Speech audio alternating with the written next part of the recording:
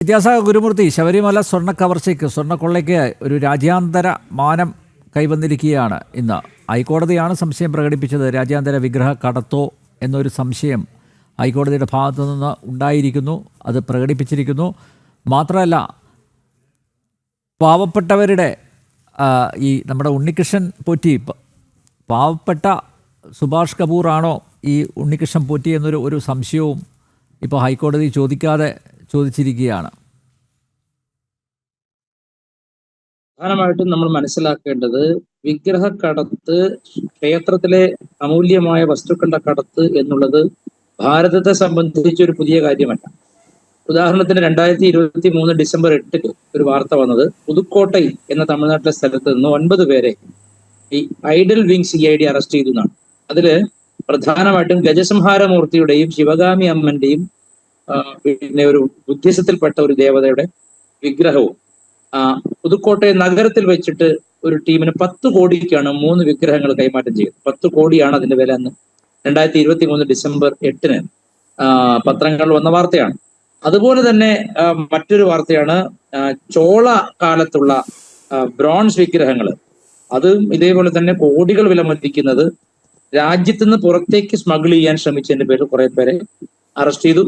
എന്നിട്ടും ഗവൺമെന്റ് ഒന്നും ചെയ്യുന്നില്ല എന്നൊരു വാർത്ത ടൈംസ് ഓഫ് ഇന്ത്യ പ്രസിദ്ധീകരിച്ചു. ഇങ്ങനെ 100 കണക്കിന് വാർത്തകൾ ക്ഷേത്രത്തെയും ക്ഷേത്രത്തിലുള്ള അമൂല്യമായ വസ്തുക്കളെയും സംബന്ധിച്ച് ദൈനംദിനമായി വന്നിട്ടും ഇത്രയും ജാഗ്രത കുറവ് എങ്ങനെ വന്നു? നേരത്തെ നമ്മൾ കേട്ടതനുസരിച്ച് 4.5 കിലോഗ്രാം ഗോൾഡാണ് കുറവ് വന്നിരിക്കുന്നത് പറയുന്നത്, അല്ലെ? കിലോഗ്രാം എന്നാണ് പറഞ്ഞിരിക്കുന്നത്. എന്റെ ചോദ്യം, 1 കിലോ ഗോൾഡിന് ഇന്നത്തെ വില 1,13,00,000 സംതിങ് ആണ്, 615 തൊട്ടാണ്. 1 കോടി രൂപയാണ്, ഒരു കോടി രൂപയിലും കൂടുതലാണ് ഒരു കിലോ സ്വർണത്തിന്. 4.5 കിലോ സ്വർണം നഷ്ടപ്പെട്ടിട്ടും ഞാനൊന്നും അറിഞ്ഞില്ലേ, രാമനാരായണ എന്ന് പറയുന്ന സർക്കാരും ദേവസ്വം ബോർഡും പൊട്ടം കളിക്കുകയാണെന്നുള്ള യാതൊരു സംശയവുമില്ല. അതുകൊണ്ടാണ് ഞാൻ പറഞ്ഞത്, അന്താരാഷ്ട്ര ബന്ധങ്ങളുള്ള, നമ്മൾ പറയുന്നത് നത്തോലി ഒരു ചെറിയ മീനല്ല എന്നൊരു സിനിമ വന്നില്ലേ, അതുപോലെ ഉണ്ണികൃഷ്ണൻ പോറ്റി ഒരു ചെറിയ മീനല്ല. ഉണ്ണികൃഷ്ണൻ പോറ്റിയോട് ബന്ധപ്പെട്ട് ഇതിൽ പ്രവർത്തിച്ചിട്ടുള്ള ദേവസ്വം ബോർഡിന്റെ അധികാരികള് ഇപ്പൊ വാസുവിനെ എന്ന് വാസു പ്രതി ചേർത്തുമല്ലോ. ഇങ്ങനെ വാസു അടക്കമുള്ള പല ആളുകളും ഇതിൽ ഒരു വലിയ മൾട്ടി ലെയർ ആയിട്ട് ക്ഷേത്രത്തെ വളരെ ആസൂത്രിതമായിട്ട് ഈ കൊള്ളയടിച്ചിട്ട്, എനിക്ക് തോന്നുന്നു ഇന്നത്തെ നിലയ്ക്ക് നമ്മൾ ചിന്തിച്ചാൽ ലോകത്തെ ഏറ്റവും കൂടുതൽ ആളുകൾ ഒരു സീസണിൽ വരുന്ന തീർത്ഥാടന കേന്ദ്രമാണ് ശബരിമല. അയ്യപ്പ സ്വാമിയുടെ ഡിമാൻഡ് അത്രയ്ക്കുണ്ട് ലോകം മുഴുവൻ. ഈ അയ്യപ്പ സ്വാമിയുടെ വിഗ്രഹം തന്നെ ഇവന്മാർ കച്ചവടം ചെയ്യില്ല എന്ന് എങ്ങനെ പറയാൻ പറ്റും? ഒറിജിനൽ വിഗ്രഹം ഇവർ കട്ടുകൊണ്ടുപോലെന്ന് ആർക്ക് പറയാൻ പറ്റും? ഇവരുടെ ലക്ഷ്യം അതാണെങ്കിലോ?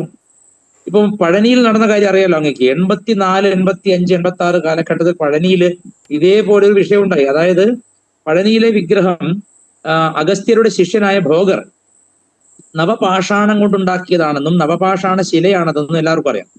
ആ നവപാഷാണ ശിലയിൽ ഉണ്ടാക്കിയ വിഗ്രഹത്തിൽ നിന്ന് അടിക്കുന്ന കാറ്റ് പോലും രോഗഹാരിയാണെന്നും രോഗങ്ങൾ മാറ്റുന്നതാണെന്നും സുവിദിതമാണ്. അത് കണ്ടറിഞ്ഞിട്ട് അവിടെയുള്ള ലോക്കൽ വൈദ്യന്മാരും തട്ടിപ്പുകാരും ലാടവൈദ്യന്മാരും ഒക്കെ കൂടി അവിടുത്തെ ഈ ദേവസ്വം ബോർഡ് എന്ന് പറയുന്ന സംവിധാനം ഉണ്ടല്ലോ, അതുമായിട്ട് ബന്ധപ്പെട്ട് ചിലരൊക്കെ കയ്യിലാക്കിയിട്ട്, പിന്നെ ഒരു കാര്യം പറയാലോ, കുറ്റം പറയതല്ലോ, മിക്ക ക്ഷേത്രങ്ങളിലെയും പൂജകന്മാര് അങ്ങേയറ്റം സ്വാർത്ഥന്മാരും പണക്കൊതി കൊണ്ട് കണ്ണു മഞ്ഞളിച്ചവരുമാണ്. പഴനിയിലൊക്കെ പോയാൽ ഇപ്പോഴും നിങ്ങൾക്കറിയാം, ദേവനെ തൊഴാൻ പറ്റില്ല. അവർ കാശ് ചോദിക്കുമ്പോൾ അവരെ മുഖത്ത് നോക്കിയിട്ട് നമ്മൾ പോകേണ്ടി വരും.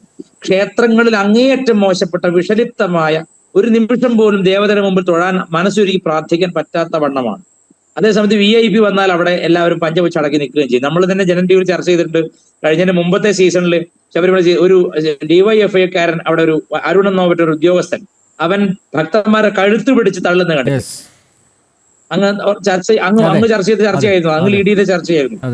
ഇങ്ങനെ അപ്പം ഇവിടെ ഞാൻ പറഞ്ഞു വന്നത്, ഈ ക്ഷേത്രത്തിന്റെ താഴികക്കുടത്തിൽ ഇറിഡിയം ഉണ്ടെന്ന് പറഞ്ഞിട്ട് അതിൽ മിന്നൽ ശക്തി അത് ആഗിരണം ചെയ്ത് വെക്കുന്നതൊക്കെയുള്ളൂ വ്യാജ വാർത്തയോ യഥാർത്ഥ വാർത്തയോ എനിക്ക് അറിഞ്ഞൂടാ എന്ന് പറഞ്ഞിട്ട് ഇറിഡിയത്തിന് ജർമ്മനിയിൽ ഒരു ക്ഷേത്രത്തിന്റെ ഇറിഡിയം തല കൊടുത്തു കഴിഞ്ഞാൽ 100 കോടി രൂപ കിട്ടുമെന്നുള്ളത് 2014 ഞാൻ കേട്ട വാർത്തയാണ്. അതിന് വളരെ അധികം തമിഴ്നാട്ടിൽ ഒറ്റയ്ക്ക് പോരാടുന്ന ഒരു വൈഷ്ണവ ബ്രാഹ്മണൻ ഉണ്ട്, അദ്ദേഹത്തിന്റെ പേര് രാമസുബ്രഹ്മണ്യൻ എന്ന പേര് എനിക്ക് കൃത്യം ഓർമ്മയില്ല. അദ്ദേഹത്തിനെ കോടതി പലതവണ ശാസിക്കുകയാണ്. അവിടെ കോടതി ഒരു കൈയാളായിട്ട് പ്രവർത്തിക്കുകയാണ് സർക്കാരിന്റെ. അങ്ങനെയും വരാമല്ലോ ചിലപ്പോ. ഇപ്പൊ കണ്ടില്ലേ, ഞങ്ങളുടെ കഷ്ടം ഞങ്ങൾ ആരോട് പറയുന്നത്, കോടതിയോട് ചോദിക്കുമ്പോൾ കോടതി നീ നിന്റെ വിഷ്ണുവിനോട് പറയുന്ന കോടതിയാണ്.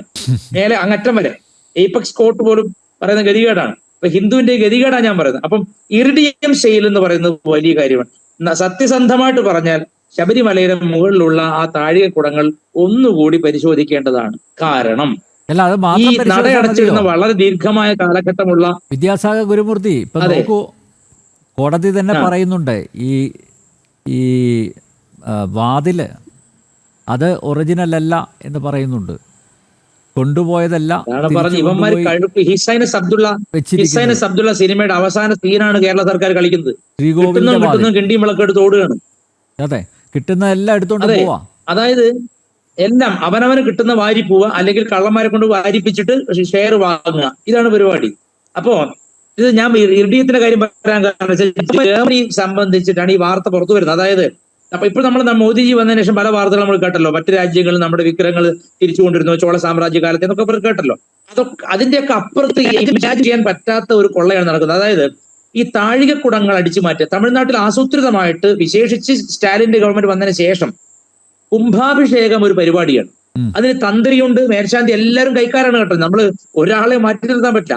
ഇവരെല്ലാം അറിഞ്ഞുകൊണ്ടാണ്, ഇവരെല്ലാം ഒത്തുകൊണ്ട് പെട്ടെന്ന് ക്ഷേത്രത്തിൽ നവീകരണം വരുന്നു, നവീകരണ കലശം വരുന്നു, കുംഭാഭിഷേകം വരുന്നു. കുംഭാഭിഷേകം വരുമ്പോൾ ഒരു കാര്യം എന്താ വെച്ചാൽ അതുവരെ ഉപയോഗിച്ചിരുന്ന താഴികക്കുടത്തെ മാറ്റിയിട്ട് വേണം പല കാര്യങ്ങളും ചെയ്യാൻ. അത് മാറ്റി നടത്താണ് ഇവരുടെ തന്ത്രം. ഇത് മാറ്റിക്കഴിഞ്ഞാൽ വിദേശത്ത് നിന്നുള്ള വലിയ കച്ചവടക്കാർ ഇത് നോട്ടം വെച്ചിട്ടുണ്ടാകും, ഡീൽ ഉറപ്പിച്ചിട്ടുണ്ടാവും. അങ്ങനെ തമിഴ്നാട്ടിൽ ആയിരക്കണക്കിന് പഴയ പുരാതന ക്ഷേത്രങ്ങളുടെ താഴികക്കുടങ്ങൾ ഇപ്പോൾ മിസ്സിംഗ്. ഒരു കുട്ടി ഇത് ചോദിക്കാനില്ല, ഒരു മനുഷ്യന് ഇത് ചോദിക്കാനില്ല. ഇതേപ്പറ്റി ഒരു കാര്യം പ്രധാനമന്ത്രിയുടെ മുമ്പിൽ നല്ല രീതിയിൽ അവതരിപ്പിക്കാൻ പോലും ഇവിടെ ആളുകളില്ല. ഇത് വലിയ വിഷമമുള്ള കാര്യമാണ്. നമ്മുടെ പ്രധാനമന്ത്രിയോട് ഈ വിഷയങ്ങൾ വളരെ വൃത്തിയായിട്ട് അവതരിപ്പിച്ച് ഹിന്ദു ക്ഷേത്രങ്ങൾ കൊള്ളയടിക്ക് വിധേയമാകുന്നു, വിശേഷിച്ച് സൗത്ത് ഇന്ത്യൻ സംസ്ഥാനങ്ങളിൽ എന്ന കാര്യം നമ്മൾ അവതരിപ്പിക്കും. കാരണം നമ്മൾ തന്നെ ചർച്ച ചെയ്താണ്, തിരുപ്പതി പോലെയുള്ള ലോകം മുഴുവൻ അറിയപ്പെടുന്ന ക്ഷേത്രത്തില് ആ ലഡുവില് കലർപ്പ് വന്നു നമ്മൾ കണ്ടുവല്ലോ. അങ്ങനെ ക്ഷേത്ര പ്രസാദമാവട്ടെ, ക്ഷേത്രത്തില് നമുക്കറിയാം ശബരിമലയിലെ അരവണപ്പായസത്തെ എരിവാല് കിട്ടിയ പുകിലൊക്കെ നമുക്കറിയാലോ.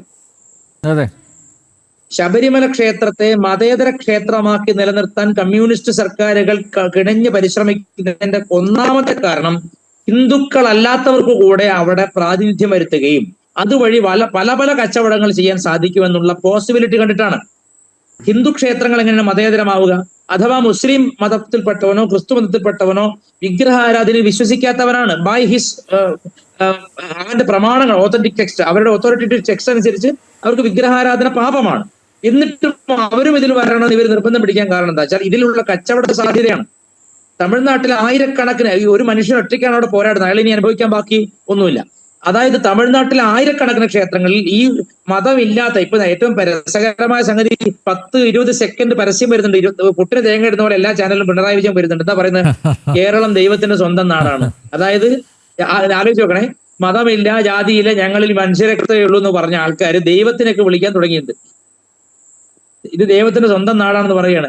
കള്ളന്മാരുടെ എല്ലാ ലക്ഷണവും തികച്ചുകൊണ്ടാണ്. ഞാൻ കേവലം കമ്മ്യൂണിസ്റ്റ് സർക്കാരിനെ മാത്രം കുറ്റം പറയുന്നില്ല. ഈ കോൺഗ്രസ്സുകാരും കമ്മ്യൂണിസ്റ്റുകാരും മാറി മാറി ഭരിച്ചപ്പോൾ മുഴുവനും ശബരിമലയിൽ നിന്ന് എന്തെടുക്കാമെന്നല്ലാതെ ഇതിനെ എങ്ങനെ സംരക്ഷിക്കാമെന്നോ അല്ലെങ്കിൽ ഇതിനെ എങ്ങനെ അന്താരാഷ്ട്ര തലത്തിലുള്ള തീർത്ഥാടന കേന്ദ്രമാക്കി മാറ്റാമെന്ന് ചിന്തിച്ചിട്ടില്ല. അവിടെ പ്രസാദം മുതൽ പൂജ ചെയ്യുന്നിടത്ത് വരെ വലിയ പ്രശ്നങ്ങളുണ്ട്. എനിക്ക് അറിയാവുന്ന നേരിട്ട് അറിയാവുന്ന വ്യക്തികളുള്ള തന്ത്രി കുടുംബമുണ്ട് അവിടെയുള്ള കുടുംബം. പക്ഷേ പറയാതിരിക്കാൻ വയ്യ, വാജിവാഹനം എങ്ങനെയാണ് തന്ത്രിയുടെ വീട്ടിൽ കൊണ്ടുവയ്ക്കുക? അതൊന്നും ഒട്ടും ശരിയായ തന്ത്രിയോ മന്ത്രിയോ ഞാൻ നോക്കാറില്ല. ഞാൻ സനാതന ധർമ്മത്തിന് വേണ്ടിയാണ് പറയുന്നത്. തന്ത്രിക്ക് അവകാശപ്പെട്ടതല്ലേ? അങ്ങനെ അയ്യപ്പന്റെ വാജിവാഹനം തന്ത്രി കൊണ്ടുവച്ചിട്ട് വേണമെങ്കിൽ ഞാൻ കൊണ്ടുവെക്കാന്ന് പറയുമ്പോൾ അത് എന്ത് തരം ലാഘവ ബുദ്ധിയാണെന്ന് മനസ്സിലാവുന്നില്ല എനിക്ക്. അദ്ദേഹത്തോടുള്ള ബഹുമാനം നിലനിർത്തിക്കൊണ്ട് പറയട്ടെ, ആ പറഞ്ഞതും ചെയ്തതും തെറ്റല്ലേ? ക്ഷേത്രത്തിന്റെ ക്ഷേത്രാധീശനായിരിക്കുന്ന തന്ത്രി പോലും ഇങ്ങനെ ചെയ്യുമ്പോ പ്രശാന്തിനെ മോട്ടിക്കാൻ തോന്നില്ലേ? വാസുവിന് തോന്നില്ലേ? വാസവന് പോലും തോന്നിപ്പോവില്ലേ? അപ്പൊ ഇത്തരത്തിൽ ഒരു തെറ്റായ മാതൃക തന്ത്രി കുടുംബവും ഈ സർക്കാരും ദേവസ്വം ബോർഡും കാണിക്കുന്നതുകൊണ്ടാണ്. മാത്രവുമല്ല, അവിടെ നിന്ന് ഇത് വിദേശത്തേക്ക് കൊണ്ടുപോകാനുള്ള ആ ഡിസൈൻ ഉണ്ടായി എന്ന് പറയുമ്പോൾ അതിന്റെ അർത്ഥം ഞാൻ നേരത്തെ പറഞ്ഞാണ്, തമിഴ്നാട് മോഡലിലാണ് കേരളം പോയിക്കൊണ്ടിരിക്കുന്നത്. നേരത്തെ ശ്രീ പത്മനാഭൻ അദ്ദേഹം പറഞ്ഞത് വളരെ സത്യമാണ്. ഈ കേരളത്തിൽ ഭക്തന്മാരെ ഓടിച്ചിട്ടടിച്ച ഈ സർക്കാർ തമിഴ്നാട്ടിൽ ക്ഷേത്രങ്ങളെ നശിപ്പിക്കണമെന്നും സനാതന ധർമ്മത്തെ നശിപ്പിക്കണമെന്നും അത് ഡെങ്കി പോലെയോ അല്ലെങ്കിൽ കൊറോണ പോലെയോ ഒരു ഒഴിവാക്കേണ്ടുന്ന രോഗമാണെന്ന് പറഞ്ഞ ഉദയനിധി സ്റ്റാലിന്റെ അച്ഛനും ഉദയനിധിയും അല്ലെങ്കിൽ അവരെങ്ങനെയാണ് ശബരിമല ഭക്തന്മാരുടെ സംഗമം ഉദ്ഘാടനം ചെയ്യാൻ വരിക? അപ്പൊ ഇത് കൃത്യമായിട്ടുമുള്ള ലൂട്ടിംഗ് ഡിസൈൻ ഇതിന് പിന്നിൽ വളരെ കാലമായിട്ടുണ്ട്. ഇതിങ്ങനെ തുടരാൻ അനുവദിച്ചാൽ ഹിന്ദുക്കൾക്ക് നട്ടല്ലില്ല എന്ന് പറയേണ്ടി വരും. എല്ലാവരും അറബിക്കടലിൽ പോയി ചാടി ചാവുന്നതാണ് ഇതിലും ഭേദം. നമ്മുടെ അയ്യപ്പന്റെ, നമ്മുടെ ശ്രദ്ധാമൂർത്തികളായ ഗുരുവായൂരപ്പന്റെ അയ്യപ്പന്റെ ഒക്കെ പൈസ മുഴുവൻ അടിച്ചുകൊണ്ട് പോയിട്ട് ഇവന്മാർ ഇങ്ങനെ സുഖമായി ജീവിക്കാൻ നമ്മൾ സമ്മതിക്കരുത്. നിയമത്തിന് മുമ്പ് കൊണ്ടുവരണം. എത്ര വലിയവനാണെങ്കിലും തുറുങ്കിൽ അടയ്ക്കണം. ഇത് ഇർഡിയം ശൈലായിരിക്കാം. ഇത് ഒരുപക്ഷെ അയ്യപ്പ വിഗ്രഹം തന്നെ ഇപ്പൊ കച്ചവടം പറഞ്ഞ് ഉറപ്പിച്ചു ആർക്കറിയാം. കോടതിയുടെ ചോദ്യത്തിന്റെ പിന്നിലുള്ള മുനയം എവിടേക്കൊക്കെ നീളുന്നെന്ന് ആലോചിച്ച് നോക്കും. തമിഴ്നാട്ടിൽ കുംഭാഭിഷേകം നടത്തിയിട്ടാണ്, തന്ത്രിമാരുടെ ഒത്താശയോടുകൂടി തമിഴ്നാട്ടിൽ കുംഭാഭിഷേകം നടത്തിയിട്ടാണ് മേലെയുള്ള താഴികക്കുടം ജർമ്മനിയിലേക്കും മറ്റും സെയിൽ ചെയ്യുന്നത്. എന്നിട്ട് അതിന് വ്യാജമായ താഴികക്കുടം കൊണ്ട് വെക്കുകയാണ്. തന്ത്രശാസ്ത്രത്തെ ഇത്രയധികം അപമാനിച്ച ഒരു കാലഘട്ടം ചരിത്രത്തിലുണ്ടായ സംശയമാണ്. പഴനിയിൽ ഇവർ ചെയ്തത് ഇതിലും വലിയ ദ്രോഹമാണ്. പഴനി നമുക്കറിയാം, ദേവന്റെ ശരീരമായിട്ടാണ് വിഗ്രഹത്തെ കാണുന്നത്. ആ വിഗ്രഹത്തിൽ നിന്ന് വൈദ്യന്മാർക്ക് വേണ്ടി തന്ത്രിമാര് വിഗ്രഹം ചുരണ്ടി കൊടുക്കുകയാണ്. ആലോചിച്ച് നോക്കണം. കത്തി വെച്ചിട്ട് മുരുകന്റെ വിഗ്രഹം ചുരണ്ടിയിട്ട് പാക്കറ്റ് ചെയ്ത് കൊടുക്കുമ്പോ അതിന് ഇത്ര 10,000, 20,000, 50,000 കൊടുക്കുകയാണ്. അങ്ങനെ ചുരണ്ടി അവസാനം ആ വിഗ്രഹം ഒറിജിനലാണ് ഇപ്പോൾ ഉള്ളതെന്ന് പോലും അറിഞ്ഞുകൂടാ. എന്ന് വെച്ചാൽ ഇങ്ങനെ എന്നിട്ട് ഇവരെന്ത് ചെയ്യും? ഈ നവപാഷാണത്തിന്റെ അംശം എടുത്തിട്ട് അവരുടെ മരുന്നിന്റെ കൂടെ ചേർത്ത് ക്യാൻസർ മാറ്റുന്നു. അങ്ങനെയായിരുന്നു ഒരു കാലത്ത് തമിഴ്നാട് മുഴുവൻ വ്യാപകമായിട്ട് പഴനി ക്ഷേത്രം കൊള്ളയടിച്ച കഥ. ഇങ്ങനെ എല്ലാ ക്ഷേത്രങ്ങളും ഈ ഇടത് സർക്കാരും അവിടുത്തെ സ്റ്റാലിനും ചേർന്ന് ചെയ്യുന്നത് കോടതി എങ്കിലും ചോദ്യം ചോദിച്ച് അവസാനം വരെ, ഞാൻ പറയുന്നത് കേവലം ഉണ്ണികൃഷ്ണൻ വാസുവിൽ നിൽക്കാതെ ഇതിന്റെ പിന്നിലുള്ള ശരിയായ സൂത്രധാരന്മാർ ആരൊക്കെയാണെന്നും ഈ ഡീൽ എന്താണെന്നും ഭക്തന്മാർക്ക് അറിയാൻ അവകാശമുണ്ട്. ആ അവകാശം വിനിയോഗിച്ചില്ലെങ്കിൽ നമ്മളൊന്നും ഭക്തന്മാരല്ലതാണ്. ഓക്കെ.